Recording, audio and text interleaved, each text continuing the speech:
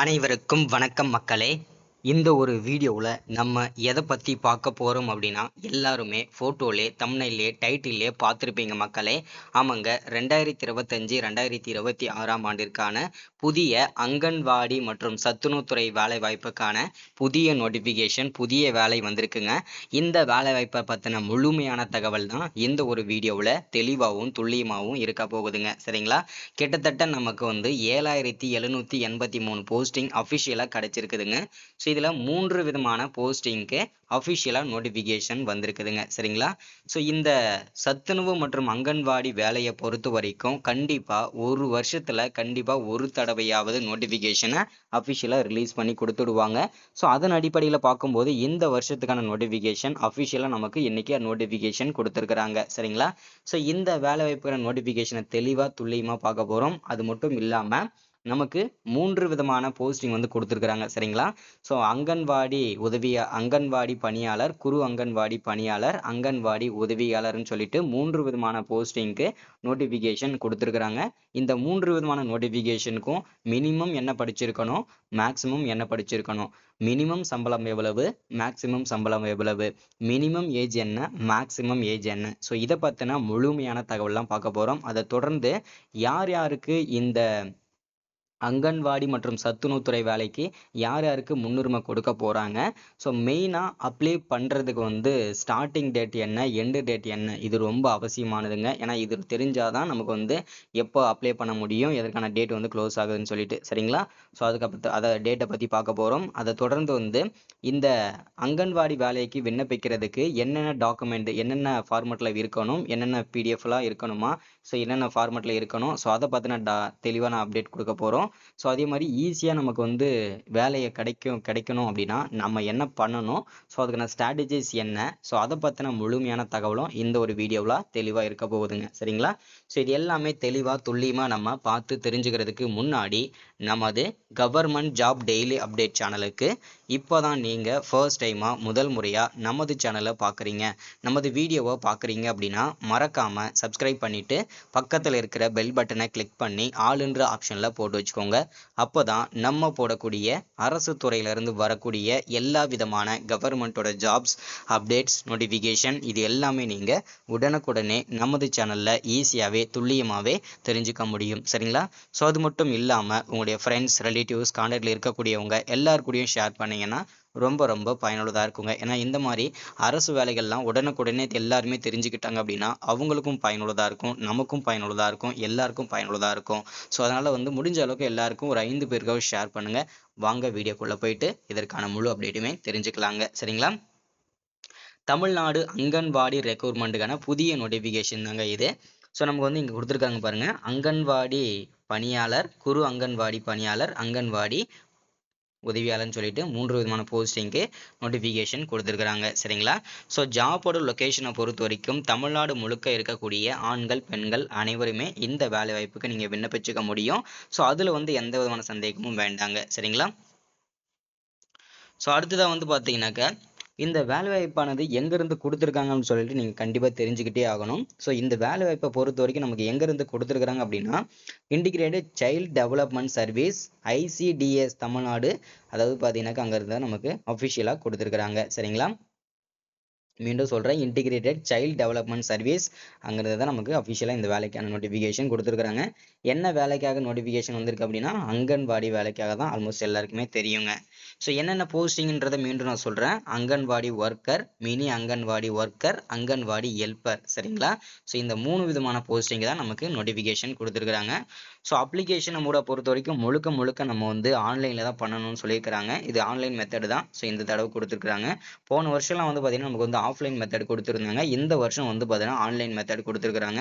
So இன்னுமே அதை விட, அதாவது ஆஃப்லைன் மெத்தடை விட ஆன்லைன் மெத்தட் ரொம்ப ஈஸி. அதே மாதிரி நீங்கள் சரியான நேரத்தில், கடைசி நேரத்தில் நீங்கள் விண்ணப்பிச்சா கூட உங்கள் டாக்குமெண்ட் எல்லாமே சப்மிட் ஆயிரும். அதே மாதிரி அப்ளிகேஷனும் சக்ஸஸ்ஃபுல்லாக நீங்கள் சப்மிட் பண்ணிக்க முடியும். ஆனால் ஆஃப்லைனில் கரெக்டான லாஸ்ட் டேட்டில் பண்ணீங்கன்னா உங்கள் அப்ளிகேஷன் போயிட்டு சேருமோ சேராதுன்னு சொல்லிட்டு உங்களுக்கு சந்தேகமாகவே இருக்கும். ஆனால் ஆன்லைனில் பண்ணுறது ரொம்ப சிம்பிளாக இருக்கும், ஈஸியாகவும் இருக்கும். உங்கள் டாக்குமெண்ட் எல்லாமே கரெக்டாக போயிட்டு சேர்ந்துடும். சரிங்களா? அடுத்ததான் டோட்டல் நம்பர் ஆஃப் வேகன்சி அப்படின்னு பார்த்தோம்னா நமக்கு 7783 போஸ்டிங் அஃபிஷியலா நமக்கு கிடைச்சிருக்குதுங்க. இந்த 7783 போஸ்டிங்கும் 3 போஸ்டிங்கும் சேர்த்து தான் கொடுத்திருக்காங்க. அதுல ஒவ்வொரு போஸ்டிங்கும் எவ்வளோன்றத ஒன் பை ஒன்னா நம்ம வந்து பார்க்கலாங்க. அடுத்தது லாஸ்ட் டேட்டை பொறுத்த வரைக்கும் பார்த்தீங்கன்னாக்கா நமக்கு வந்து கொடுத்துருக்காங்க. ஸோ இது வந்து பார்த்தீங்கன்னாக்கா பழைய நோட்டிஃபிகேஷனோட டேட்டு. ஸோ இப்போ வந்து புதுசா வந்து நமக்கு கிடைச்சிருக்குது. அது என்னன்னா வரக்கூடிய செப்டம்பர் ஓகேங்களா? செப்டம்பர் 1ஆம் தேதியிலிருந்து விண்ணப்பிக்கிறது ஸ்டார்ட் பண்ணி அடுத்த அதே மாதத்துல செப்டம்பர் 30ஆம் தேதி வரைக்கும் அப்ளை பண்றதுக்கு டேட் வந்து ஃபிக்ஸ் பண்ணி கொடுத்துருக்காங்க. சரிங்களா? ஸோ அடுத்ததா அஃபிஷியல் வெப்சைட் அப்படின்னு பார்த்தீங்கன்னா www.icds.tn.gov.in இதுதான் அஃபிஷியல் வெப்சைட்டு. இந்த வெப்சைட்ல போயிட்டு தான் நீங்க எதுவானாலும் செக் பண்ணிக்கணுங்க. சரிங்களா? அடுத்ததான் ஸ்டேட் நேம், அதாவது பார்த்தீங்கன்னா தமிழ்நாடு முழுக்க இருக்கக்கூடிய ஆண்கள் பெண்கள் அனைவருமே இந்த வேலை வாய்ப்புக்கு நீங்க எலிஜிபிள் தான். ஸோ நீங்க மினிமம் வந்து யார் வேணும்னாலும் விண்ணப்பிச்சுக்கலாம். இல்லை வந்து நான் வந்து ப்ரைவேட் கம்பெனியில் ஒர்க் பண்ணிட்டு இருக்கிறேன், ஸோ நான் வந்து கண்டிப்பாக இந்த வேலைக்கு விண்ணப்பிக்கணும், எனக்கு இந்த வேலை வேணும் அப்படின்றவங்க கண்டிப்பாக விண்ணப்பிக்கலாம். ஸோ அதே மாதிரி இது வந்து பெண்களுக்கான ஒரு வேலையா இல்லை வந்து ஆண்களுக்கான ஒரு வேலையா அப்படின்னு கேட்டிங்கன்னா இது முழுக்க முழுக்க ஆண்களும் விண்ணப்பிச்சுக்கலாம், பெண்களும் விண்ணப்பிச்சுக்கலாம். அதில் அதிகப்படியான முன்னுரிமை அப்படின்னா பெண்களுக்கு அதிகப்படியான முன்னுரிமை கொடுப்பாங்க. சரிங்களா?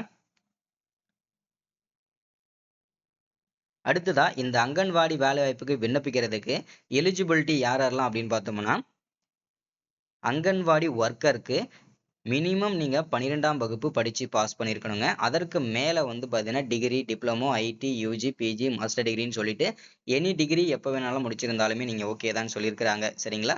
ஸோ அங்கன்வாடி ஒர்க்கருக்கு இந்த குவாலிஃபிகேஷன். மினி அங்கன்வாடி ஒர்க்கருக்கும் மினிமம் நீங்க வந்து 12ஆம் வகுப்பு படிச்சு பாஸ் பண்ணியிருக்கணுங்க. அதற்கு மேல மேக்ஸிமம் நீங்க எத்தனை டிகிரி எனி டிகிரி நீங்க முடிச்சிருந்தாலுமே எலிஜிபிள் தான்றதை மென்ஷன் பண்றாங்க.